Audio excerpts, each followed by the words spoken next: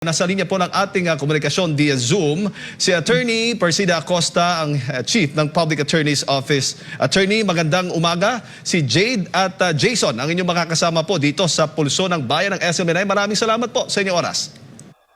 Good morning sa inyo, Jason at Jade. Alam nyo, masayang-masaya ako dahil ang saya ng umaga. Holiday ngayon, pero kami sa pumasok dahil meron kaming inquest duties. Yes. Kasi hindi naman po ng paghuli ang ating mga kapulisan kahit holiday, kahit nga weekend.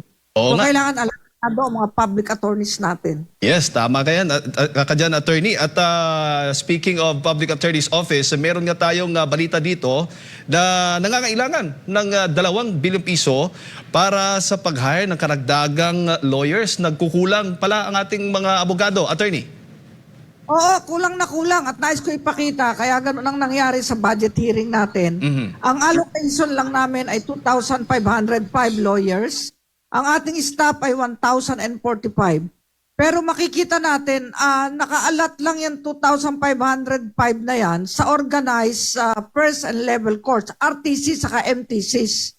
Pero kulang ka pa rin ang 6 na posisyon.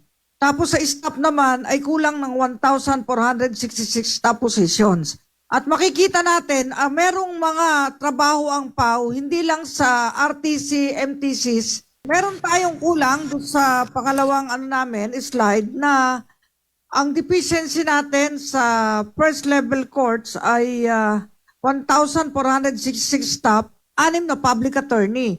Ngayon, kung tutumbasan naman natin ang dami ng ating justices, 15, ang counterpart ng OSG ay PAW din, yung ating PAW special lawyers. At lumilitaw na 285 ang kailangan namin staff at 285 din na public attorneys. Dahil sa law ng PAW Law, Republic Act 9406, dapat 1 lawyer, 1 staff. Di ba? At minsan di kambayan tayo, 21 justices, kailangan natin ng 200 na counterpart naman ng ombudsman lawyers.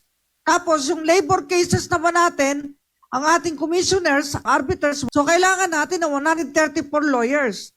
Ngayon, meron tayong senior officials na hindi naman nagko-court. Gaya ko, wala akong resident court dahil ako more on administrative. Ang hinahawakan ko lang is special cases of national interest and security.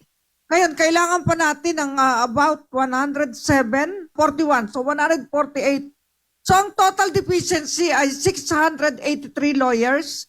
Ang staff naman ay 2,233. Kaya lumilitaw, kailangan namin ng 1,083 lawyer na ang magiging halaga ay 2 bilyong piso.